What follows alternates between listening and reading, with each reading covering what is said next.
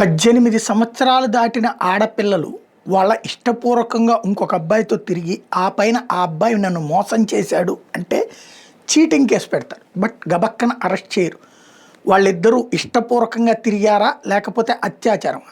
ఇష్టం లేకుండా చేస్తే అత్యాచారం, ఇష్టపూర్వకంగా తిరిగి ఆ తర్వాత చేస్తే మోసం అన్నటువంటి దాంట్లో అరెస్ట్ కంటే కోర్టులో తేల్చుకోమన్నటువంటి కాన్సెప్ట్ నడుస్తుంది. కోర్టులు కూడా ఇష్టపడి తిరిగాక ఆ తర్వాత బ్రేకప్ అయితే జైళ్ళలో పెట్టాల్సిన అవసరం లేదని తీర్పులు ఇచ్చిన సందర్భాలు ఉన్నాయి. కానీ 18 ఏళ్ల లోపు అమ్మాయి ఆ అమ్మాయికి ఇష్టమైన ఆ అమ్మాయి అమ్మా నాన్నలకు ఇష్టమై తిరిగినా సరే నేరమే.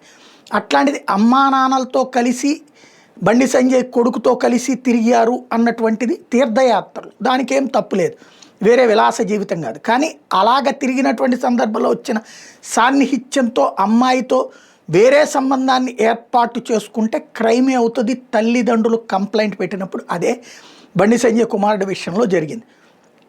దాన్ని హనీ ట్రాప్ అని వాళ్ళు ప్రొజెక్ట్ చేసిన అసలు విషయం ఇది జరిగింది. ఇప్పుడు వచ్చేటప్పటికి కీలకమైనటువంటి పరిణామం ఏంటయ్యా అంటే ఒక రకంగా అత్యాచారం కేసే నమోదైనట్టు. ఇప్పుడు లేటెస్ట్గా కొత్త సెక్షన్ని యాడ్ చేశారు, బిఎన్ఎస్ సెక్షన్ 64 అన్నటువంటిది. దాని ప్రకారం చూస్తే అమ్మాయితో లైంగిక సంబంధం కూడా నడిపాడని, అమ్మాయికి ఇష్టపడి జరిపినా సరే అది అత్యాచారం కిందనే వస్తుంది 18 ఏళ్ల లోపు ఆడపిల్ల అయినప్పుడు. అమ్మాయికి 18 ఏళ్ళు కాదు మేజర్ అని నిరూపితమైతే కేసు తేలిపోతుంది.